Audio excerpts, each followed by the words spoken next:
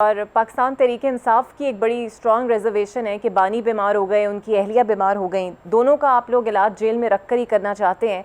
तो अभी भी वो चाहते हैं कि आप लोग कुछ सोचें कि उन्हें अस्पताल से बाहर निकल के इलाज करने का मौका दें। देखिए, तो इस मौजूदा सूरत हाल में तो ये ऑलमोस्ट इरेलीवेंट हो गई है। बट हैविंग सेड दैट, उनका 3 दफ़ा अस्पताल, 2 या 3 मरतबा उनको अस्पताल ले जाया गया है। हम्म। उनका प्रोसीजर भी हुआ है, बेहतरीन डॉक्टर्स तक उनको रसाई हासिल है, वो बेहतर भी हो गए हैं। कोई अल्लाह माफ़ करे, अल्लाह ताला उनको अच्छी सेहत में रखे। हम्म। कोई ऐसी बीमारी नहीं है कि जो शिद्दत इख्तियार कर गई हो खुदा ना खास्ता, या जो सीरियस हो गई हो। वहाँ का मसला था, वो अब बेहतर है और उनका प्रोसीजर भी हुआ, डॉक्टर्स ने भी देखा, हर चीज़ उनको मुकम्मल तौर पे तिब्बी सहूलियात दी जा रही है, उनको दिक्कत कोई नहीं है। अच्छा अता साहब, चूँकि पाकिस्तान स्ट्रैटेजिकली बड़ी अहम पोजीशन पे है और ईरान और पाकिस्तान के ताल्लुकात के हवाले से कल हमने देखा अब्बास अरागची ने पाकिस्तान का शुक्रिया अदा किया, पाकिस्तान जिंदाबाद का नारा उन्होंने ट्वीट किया। तो फिर ये कौन सी ऐसी मनफी प्रोपेगेंडा कुव्वतें हैं जो कि इस इशू को मगरबी मीडिया तक रसाई दे रही हैं और शायद उन्हें ये कोशिशें हजम नहीं हो रही पाकिस्तान की? देखिए, मैं ये समझता हूँ कि उस दिन डीपीएम की जो मीटिंग थी सिलेक्टेड जर्नलिस्ट के साथ, उसको थोड़ा आउट ऑफ कॉन्टेक्स्ट, याको सबाक से हट के लिया गया। सनसनी ज़्यादा उस पर हो गई और रात गए फॉरेन ऑफिस ने भी उसकी तरदीद की सख्त तरीन अल्फाज में कि ऐसी बातें नहीं हुई जो मीडिया में रिपोर्ट हो रही हैं। और फिर अब्बास इराक़ची साहब के ट्वीट ने तो बिल्कुल ही मामला क्लियर कर दिया ना, कि उन्होंने कहा कि हम तो पाकिस्तान आने को तैयार थे। तो मैं समझता हूँ कि जर्नलिज्म की फील्ड में, और मैं अपने आप पे भी इसको लागू करता हूँ, हमें इस सिचुएशन में फॉरेन पॉलिसी पे बहुत एहतियात के साथ चलना है। कोई गैर जरूरी कमेंट या एग्जैजरेशन या किसी चीज को एंगलिंग करके रिपोर्ट करना, ये मुल्क के लिए और मौजूदा सूरत हाल के लिए नुकसानदेह होता है।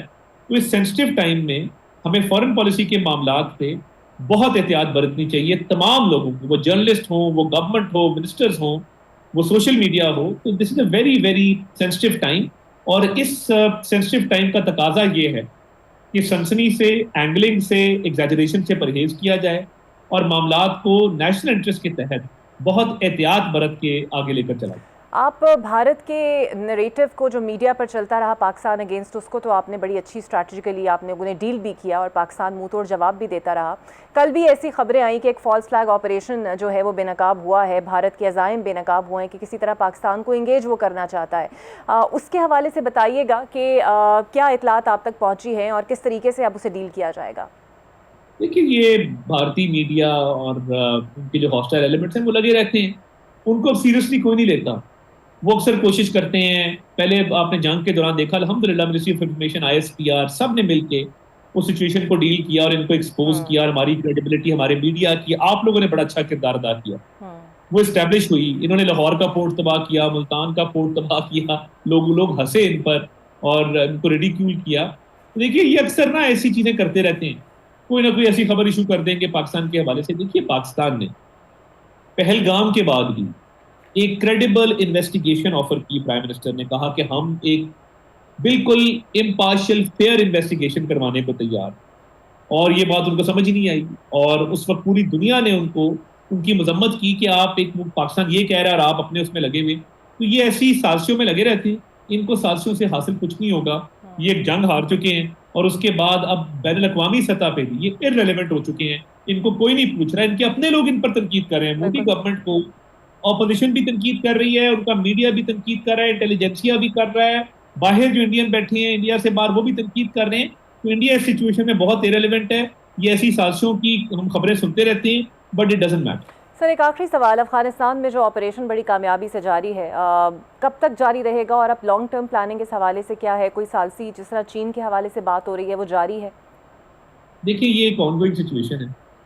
इसमें आज भी मैंने अपडेट दी, 796 हम इनके टोटल जो है वो टेररिस्ट को और टेररिस्ट के सपोर्टर्स को जहन्नुम रसीद कर चुके हैं। उसके बाद हमने जो 1000 तकरीबन 43 लोग हैं वो इसमें इंजर्ड हैं। 286 इनकी पोस्टें हम डिस्ट्रॉय कर चुके हैं, 44 पोस्टें हमने इनकी कैप्चर की हैं। 294 टैंक्स, आर्टिलरी, आर्मर्ड व्हीकल्स, उनको हम डिस्ट्रॉय कर चुके हैं। ड्रोन्स को 81 टेररिस्ट जो हैं, टेररिस्ट इंफ्रास्ट्रक्चर, जो टेररिस्ट लोकेशंस हैं 81, उनको हम डिस्ट्रॉय कर चुके हैं। और 2 और 3 अप्रैल की रात को इन्होंने एक अटेम्प्ट किया था एक बॉर्डर पोस्ट पे हमले का, उसमें इनको भारी लॉस का सामना करना पड़ा। 37 इनके लोगों को जहन्नुम रसीद किया गया और 80 से ऊपर इंजर्ड है। तो ये एक ऑनगोइंग है सिचुएशन। इनको देखिए ना, इनको चुनना होगा या पाकिस्तान या टेररिस्ट। बिल्कुल। ये नहीं हो सकता कि इनकी सरजमीन भी पाकिस्तान के खिलाफ इस्तेमाल हो, ये पाकिस्तान के खिलाफ साजिशें भी करें और ये पाकिस्तान पे हमले करके जो बच जाए। ये नहीं होगा। They will have to make a choice.